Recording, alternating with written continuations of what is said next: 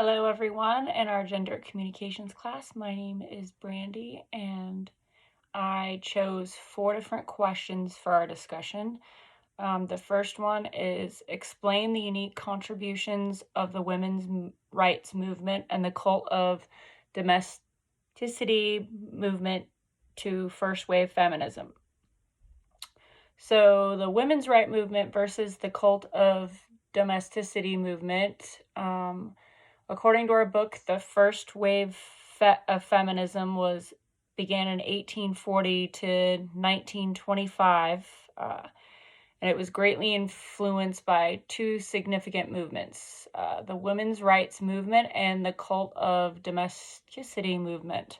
So the women's rights movement marched and spoke at peaceful protests for political, social equality for women, the right to vote, property rights, access to education and employment. And then on the other hand, the cult of domesticities movement emphasized a woman's right as a homemaker, a woman's role, as a homemaker and mother, promoting the idea of women's moral superiority as more nurturing than men, which is interesting. So while the women's rights movement focused on challenging traditional gender roles and advocating for women's rights in the public sphere, the cult of domesticity reinforced traditional gender norms that confined women to the private sphere. So the strengths of the women's rights movement were its advocacy for real change and legal and social changes such as voting and property rights, while the cult of domesticity provided a sense of identity and community for women with domestic roles. The weaknesses of the women's rights movement included its limited scope, prioritizing the concerns of white middle-class women and neglecting the connection of gender with race and socioeconomic background and class. The cult of domesticity promoted the system, where men still held almost all power, and which was restrictive to women. Both movements contributed to the first wave of feminism, so this was just the beginning. But the women's rights movement made many more substantial gains towards gender equality. The second topic that I chose to speak on was some second wave feminists have criticized the younger generation of third wave feminists for being too focused on consumerism and lacking a clear central message. So in criticism of third wave feminism, according to what I gathered from reading and research, there's been criticism from some second wave feminists towards the younger generation of third wave feminists, accusing them of being too focused on consumerism and lacking a clear message. Third wave feminism, it's often characterized by individualism, consumer culture, and diverse expressions of femininity. I believe these criticisms may overlook the main motivations behind this third wave movement. Third wave feminism emerged in response to perceived limitations of second wave feminism, it's characterized by its exclusion of marginalized voices and failure to see the interconnectedness. So as a result, third wave feminists prioritize diversity and the recognition of multiple identities and experiences. This emphasis on individual empowerment can be expressed in many different ways. For example, consumer culture, pop culture. It doesn't necessarily detract from the movement's overall goals of gender equality and social justice. Instead, I just think it reflects a shift of tactics and priorities. Different times call for different measures, and it's coming to meet the evolving needs and realities of our modern society. It's essential to address valid criticisms, but it's also important to recognize the strengths and achievements of third wave feminism in challenging traditional power structures and amplifying marginalized voices.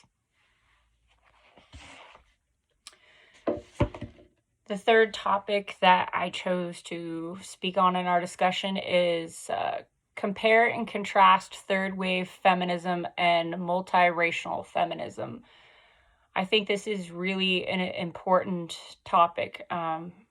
So third wave feminism and multiracial feminism, they represent two distinctly different movements, but they're still very interconnected in the overall feminist movement.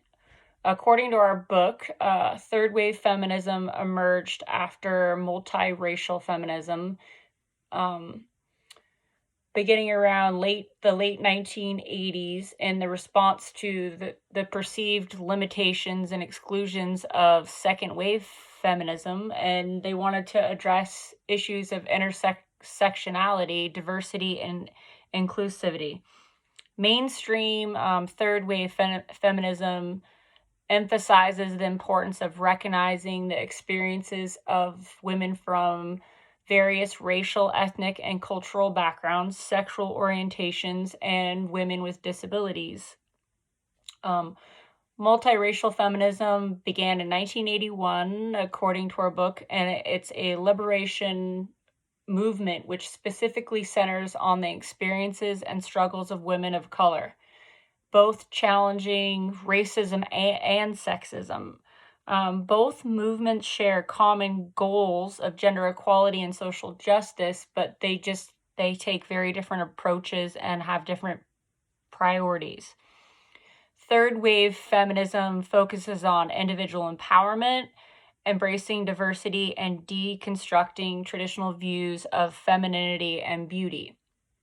Multiracial feminism highlights the interconnectedness of race, gender, and one's socioeconomic class, and also calling for action and systematic change.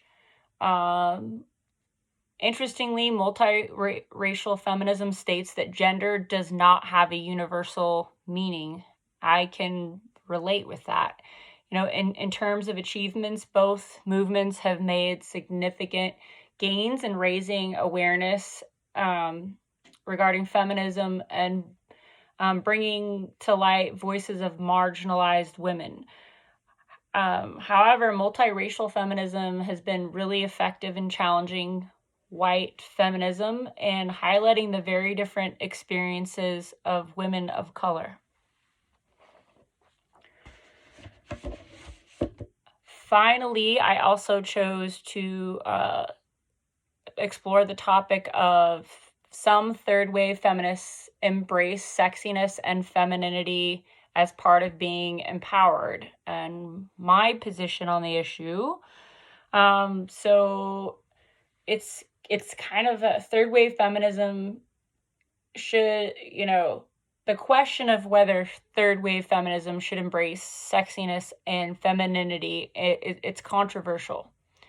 Some people argue that reclaiming and celebrating traditionally feminine traits and expressions can be empowering for some because it challenges social norms, which allows women to assert control over their own bodies and identities. While others, criticize this approach as reinforcing oppressive beauty standards and objectification. So I can understand both viewpoints, but my stance on the issue is that people should have the freedom to express their sexuality and femininity in ways that feel empowering to them personally. I believe it should involve, promoting a diverse range of identities and experiences, freeing us from social pressures and judgment. It's important, though, that we examine how some of these expectations and expressions, they can intersect with systems of power and privilege. Thank you.